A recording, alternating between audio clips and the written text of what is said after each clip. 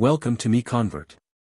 In this tutorial, I will show you how to convert RBXL files to 3ds format, completely free and online. Open your browser and search for RBXL to 3ds MiConvert.com. Click on the first result to go straight to the converter. You are now on the RBXL to 3ds converter page. The interface is clean and easy to use. Let's upload a file. Click the Choose File button. A file picker will open. Select the RBXL file you want to convert, then click Open. Your file is loaded and ready. You can see the file name, size, and destination format. Click Convert now to start the conversion.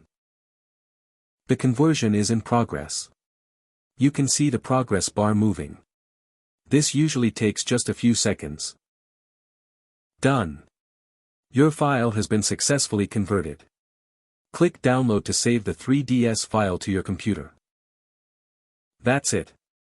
Visit MiConvert.com for more free conversion tools. Subscribe for more tutorials. Thanks for watching.